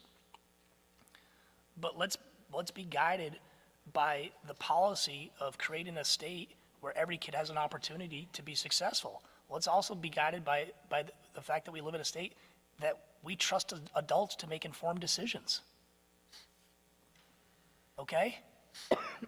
As somebody who enforces the law, I trust Vermonters. I trust Vermonters to make informed decisions what they choose to do in the privacy of their home, what they choose to put inside their body, obviously in the context of public safety. But that's who we are in this state. We trust people. I don't see how you take this one issue out of that value and tradition of our state. Thank you, TJ. We're lucky enough to have on our panel an expert, or a few experts, but this particular expert has a window, a clinical window into the children and adolescents of Vermont. So I'd like to ask you, Dr. Rechu, how do we protect our children? Well, I would say even though I'm very worried about how to protect them, we've had some successes in the past, and we've had successes with things like tobacco, and up until recently with the vaping crisis, tobacco was at about ever since we've measured it. We have a generation of kids right now that, with the exception of vaping and cannabis, are not particularly interested in substances compared to other generations. But appealing to them is different than appealing to adults. So arguments like, this bad thing could happen to you in 10 years is not as powerful. It's a different kind of argument. What adolescents respond to is, you're actually getting ripped off by this industry. Like, they don't care about you. You're spending your money. It took you a long time to get $10 and you've just spent it on something. That's the kind of arguments that can be more compelling to kids. So we have to sort of use what we've learned, because unfortunately, we've kind of been around the block a couple times and apply that.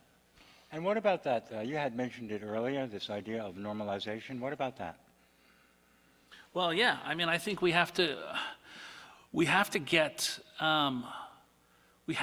people in the industry. I mean, it took a long time to get here, but the alcohol industry doesn't say, oh no, that stuff about the motor vehicle accidents, that's not really real. You don't really have to worry about your liver.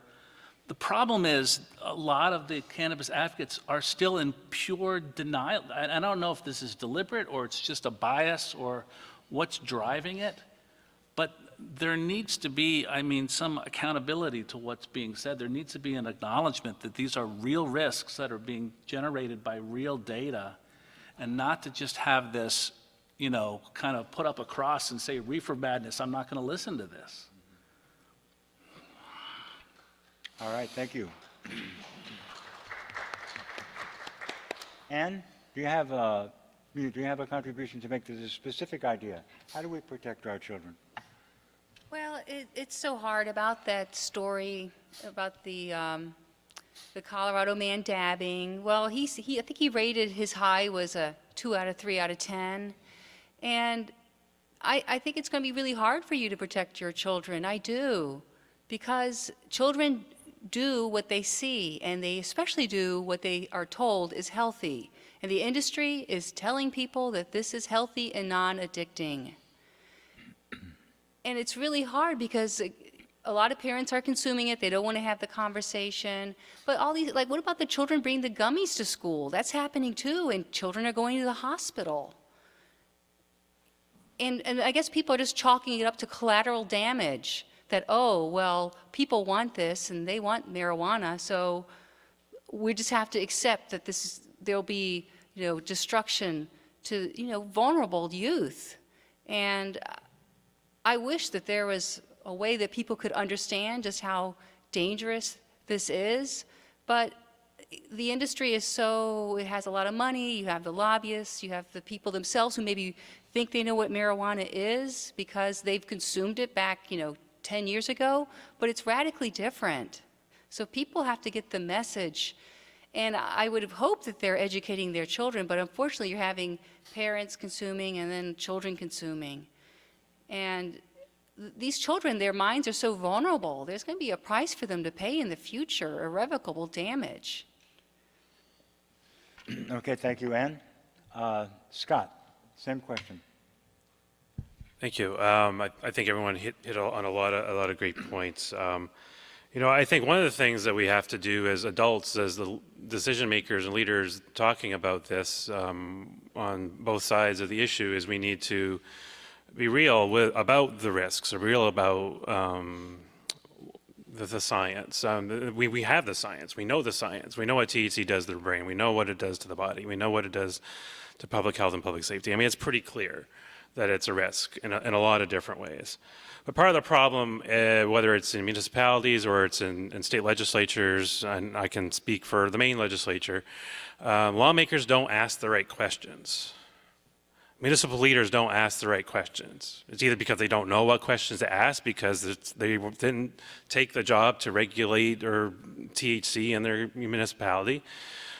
It's either willful or maybe it's just willful ignorance. They don't want to know the answers to the questions. And I've dealt with that too. I've dealt with lawmakers making a statement that we don't know anything about marijuana. I approached them afterwards. I have a 6-hour training. I can come to your office and provide it to you. 100 slides. He's like, oh no, I'm all set. This was the chair of our implementation committee in our state legislature saying there's no science. I have science, he doesn't want it.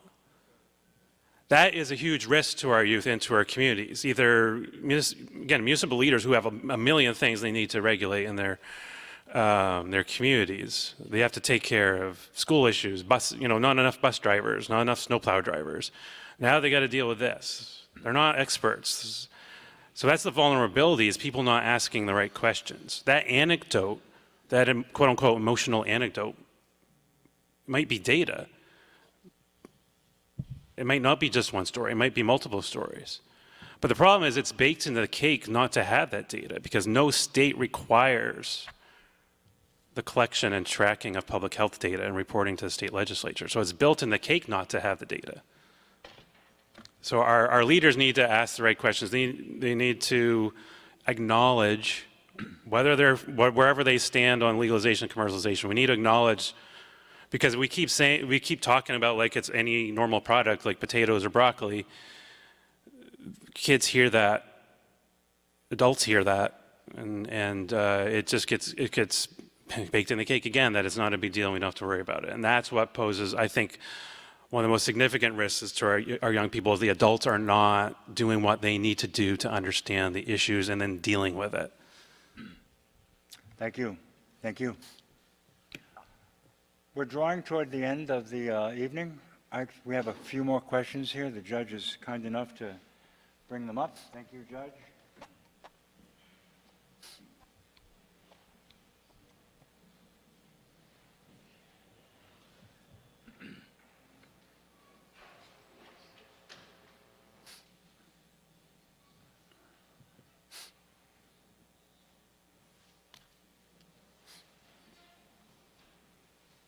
Well, these are really difficult to understand.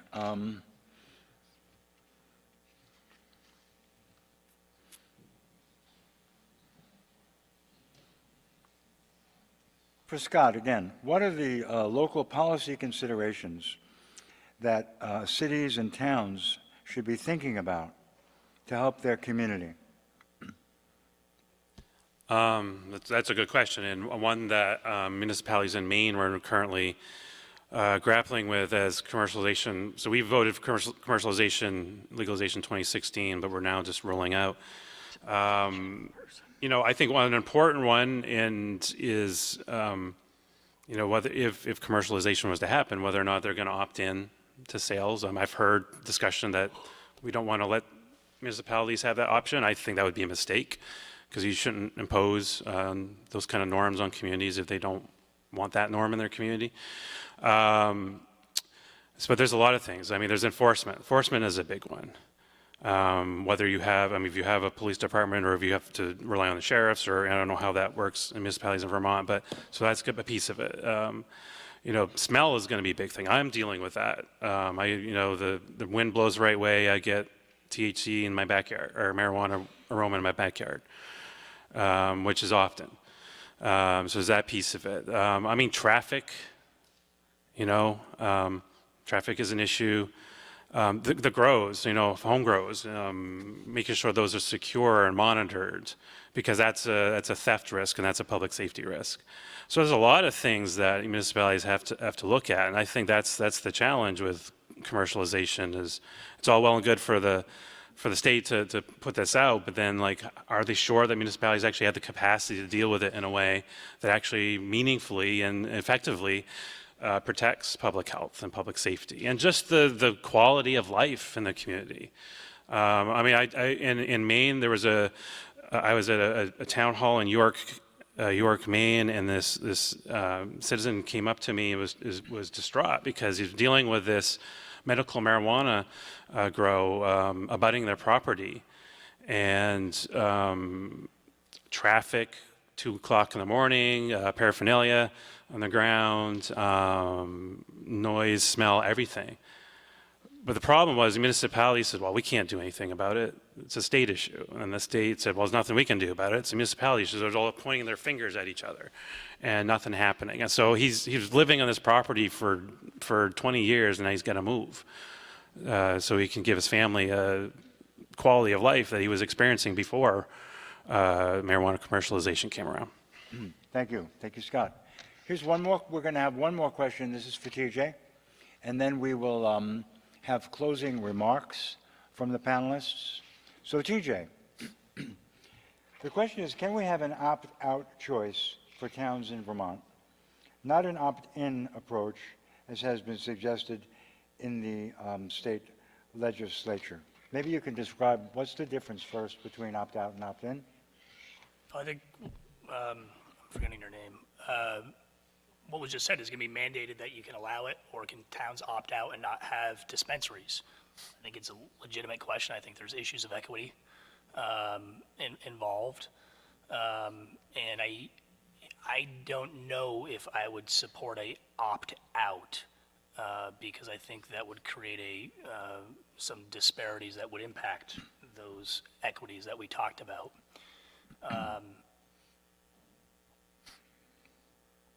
I think Massachusetts has opt-out. We have opt-out, yes. And so I think there's been, look, you think of Chittenden County, you could probably come up with a couple of communities right off the bat that would probably opt out. And you can probably think of some communities where these would be located. I think there's some issues there. I think fairness and equity is real on this issue. And so I think that's going to be an issue that's going to be debated, as it should. And I'm kind of confused on the main example. It's like a zoning issue. I mean, like any other business. Give me a break. I mean, substitute marijuana business for any other business that's impacting a homeowner's property. So again, you call it data. I'm going to call it an emotional story. And I'm not sure what the story was described by Colorado, with due respect, I've heard enough to create a data point. So the one thing that I totally disagree with is try to create policy based on anecdote and emotion. It should be driven by data and science, including the regulation. Well, thank you. Thank you. I want to get a feel for the audience. Like, if we choose to have another forum that is specifically set up as a controlled debate, two sides, maybe 3 or 4 speakers on each side, debating a series of questions, how many of you would come? All right. So, TJ, can we count on you? We'll talk, Ed. We'll talk. We'll talk. Scott, can we count on you? Oh, yeah. I'll come. All right. So it's been a wonderful, productive evening. I'm hoping that you'll come away after this next segment informed. And it's my fondest hope and my team's hope that you'll make informed decisions going forward. With that, we'll begin closing comments from our panelists. TJ, I had said that I was going to give you the first That's shot at fine. this. Doctor, go ahead, Doctor. You want to go? Okay, go ahead, Libby. Okay, I'm happy because I've been biting my tongue this whole time. I want to debate. Sorry about Talk to that. Ed. So do I.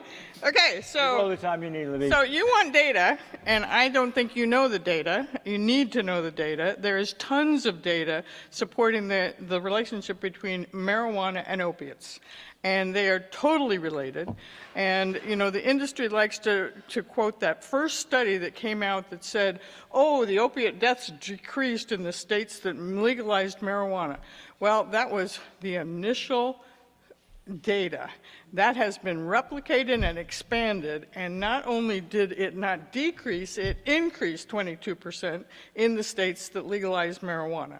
And in Colorado, it is a definite, we have enough data to prove it, that the increased opiate overdose deaths just keep rising and rising and rising, and we have all the marijuana available. And so there's scientific studies looking at how the CB1 receptors and the opiate receptors are joined. They work together. And so there was a study done in aborted fetuses looking at their brains of women who were smoked marijuana during their pregnancy and the women that didn't, and they found that the opiate receptors were dramatically different in the babies exposed to marijuana. Now, we don't know what happened to those babies, but we do know in animal studies, in rat studies, if you give a pregnant rat cannabis, their offspring are more likely to press the lever for opiates. And so that data is out there. There's also data that it is a gateway drug. And it is, in my experience, in all the 20 years I've been doing this, in this treatment program, and I have yet to meet a person with heroin use disorder who was not smoking marijuana.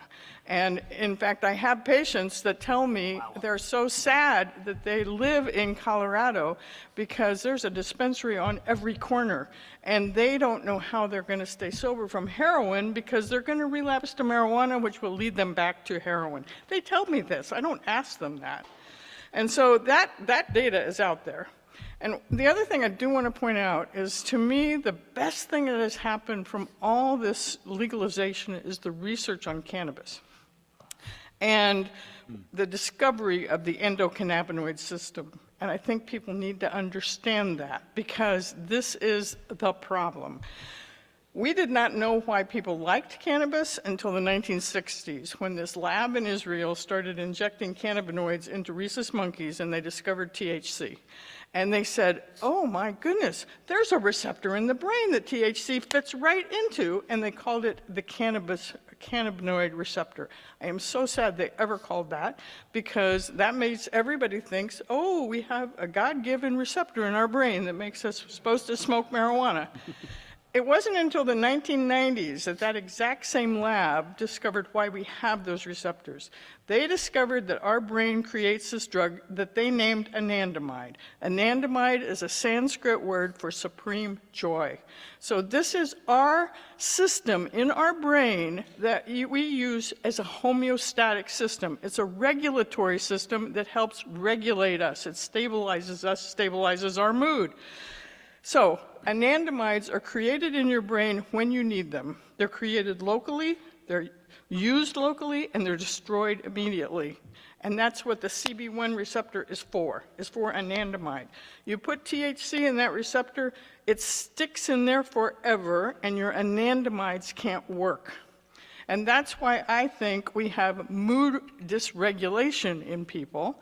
And so if somebody is using chronic cannabinoids where the THC is stuck in the receptor, they're dysregulated, they're upset, they're angry, and their frontal lobe is off because marijuana takes off your frontal lobe. And so what do? I'm angry, I want to kill somebody, I want to kill myself. And I think that is how it is totally related to the increased risk of suicide that we're seeing, the increased risk of violence, because this is our own system that we are supposed to protect and take care of, and we're supposed to teach people about. And the endocannabinoid receptors in the brain during adolescence are responsible for determining pruning in the prefrontal motor cortex. And so if you put an exogenous source of marijuana, THC, in that receptor, you do not know what you're doing. And it is totally disrupting normal adolescent development.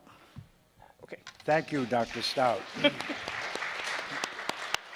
want to thank you for that. That was, a scientific description of, brain chemistry, brain activity, put in a way that I think, people who are non-scientists could understand. So thank you for that. TJ, closing comments. Yes, Ed, thanks for having me. I've enjoyed the conversation. State of Vermont has legalized possession of cannabis. We now have to be honest with people, treat people like adults, and explain to them how they can legally obtain a substance that they're entitled to possess. That's the current state of the law.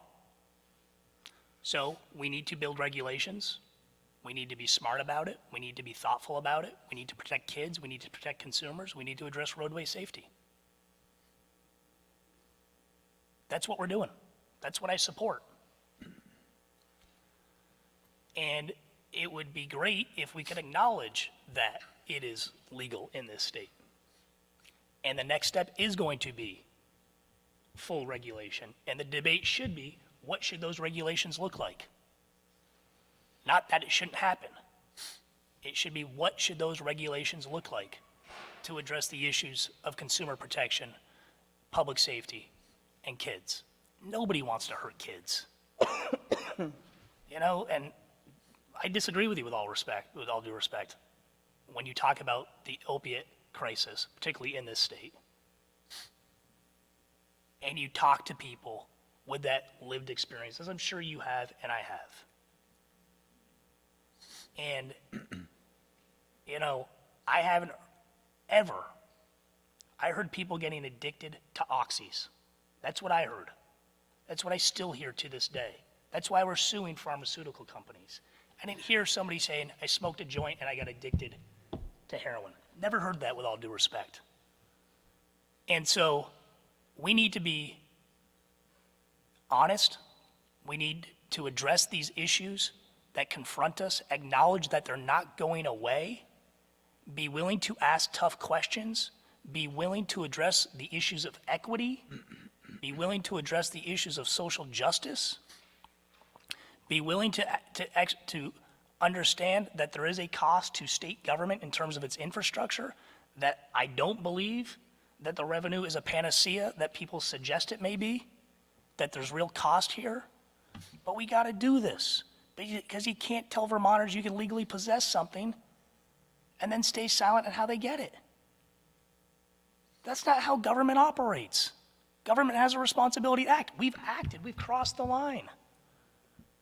So now you have to build the regulations. That's my position. I fully support a regulated market because it is the responsible, safe thing to do for Vermonters. Thanks for having me. Thank you, TJ. Ann? Well, I have to say, I again worked in a marijuana dispensary for a year and a half, and I trusted my state to establish regulations to ensure safety, and it didn't happen. The thing is, this is all about money. So what you have are people that will, in fact, have loopholes and break the laws and do what they want to because they want to maximize their profits. I think I hear a lot about, well, it's legal now. In terms of decriminalization, I understand that, and that's good not to put people in jail for this because I went to jail for growing marijuana. But you don't create a predatory addiction for profit industry that just wants to make money.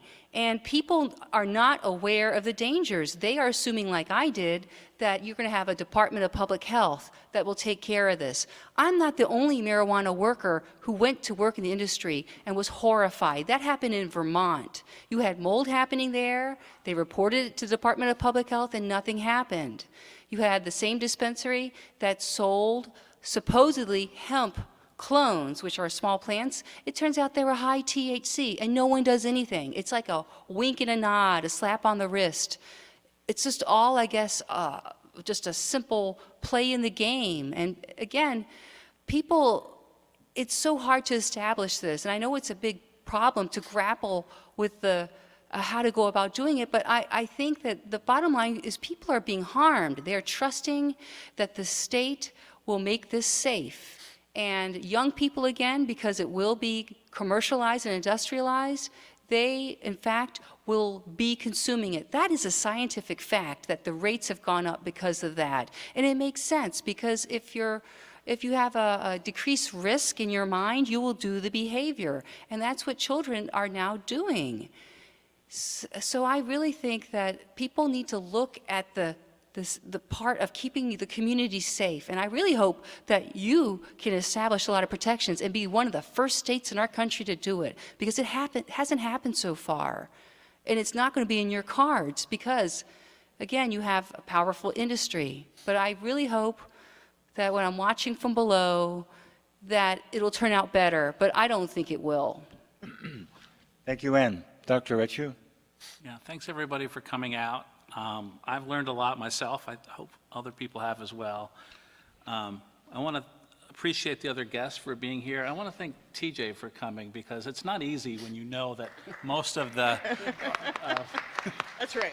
the momentum is kind of against you.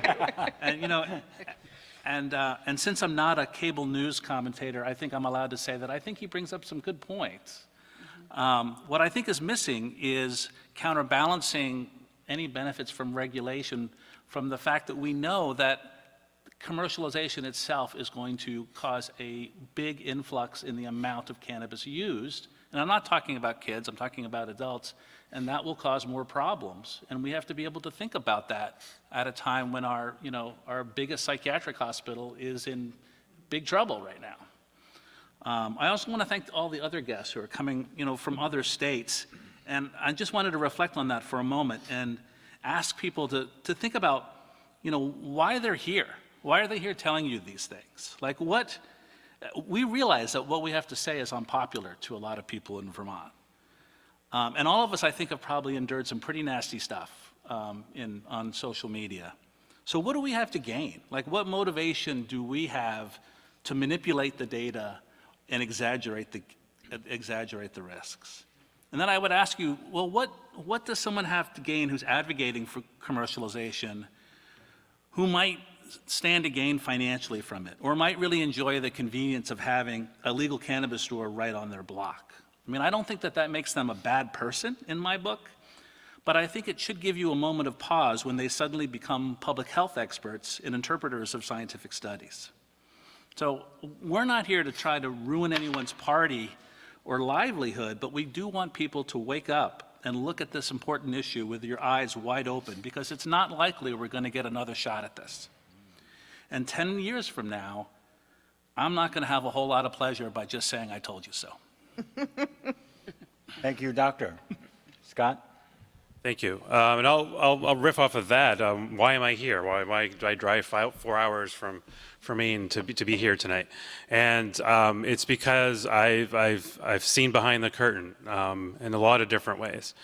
Being an advocate during our legalization campaign in Maine, knowing how the industry thinks, knowing how advocates think, and knowing what questions are asked and what questions aren't asked. And as I shared earlier, the people who don't even want to ask questions, and the people with most influence over the outcome of what commercialization looks like. And so I think as Vermonters, those are the questions you need to ask. Like who holds the power in this? Are they asking the right questions? Do they want to ask the right questions? And if not, you need to be there asking those questions and demanding the answers. No state, I mean, again, I'll go back, if we want to do data-driven policy, if we want to base this on science, we want to base this on data, I'll just go back to something I said earlier. No state has done this right. No state has done this in a way that has protected consumer safety. I'll point to the E-Valley outbreak. 1 out of 6 of the vaping devices are state-sanctioned devices. So we failed there in every single state. Public safety, impaired driving is an issue. The youth, again, in Vermont and Maine, we're seeing upticks. We're seeing upticks and increases in other states as well. Because it's tied to normalization. Just having the campaign, just having the conversation is normalizing it. I'm not saying it might, it is normalizing it. But that's the whole point of a campaign, right? You want to normalize it because you want the voters to vote the way you want them to vote. So of course it's normalization. And the black market. They had a debate in the legislature yesterday in Maine about some bills. He says, we need to get rid of the black market. You're not going to get rid of the black market. The black market isn't going anywhere. If that is your metric, you're going to fail. So no state has got this right. Every state has said the same things that we've heard tonight, that we're going to do this in a responsible way to protect all these things, but no state has done it because the states don't have the capacity to do it. It might be a good idea on paper. It sounds good, but nobody's been able to do it. The successes have been the industry. Yeah, the industry is making tons of money.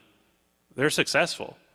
So that's and more often than not, and this is my experience and what I hear from other public health advocates in states that have legalized, the default of legislatures is to the industry. It's to talk to the industry about how are we going to do this. It's not, the default isn't to go to public health first.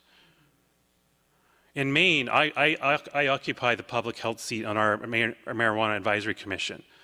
The first draft of that advisory commission had 0 seats for public health, and it had 3 seats for the industry. We were lucky that the vote was close, statistically 50-50. It gave us just enough political leverage to get that one little seat that I have. And we've had this commission for over a year. We've only met once. States, so I mean, I understand that I think there's good intent and people come from the right place, but nobody has been successful in this.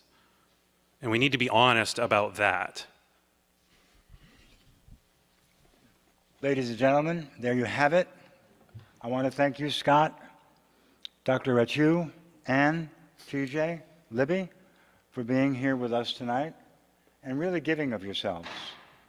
I want to thank our question and answer team, Judy Margulis and the Honorable Judge Ben Joseph, retired from the Superior Court, career in Superior Court here in Vermont. Thank you, Ben, for your service.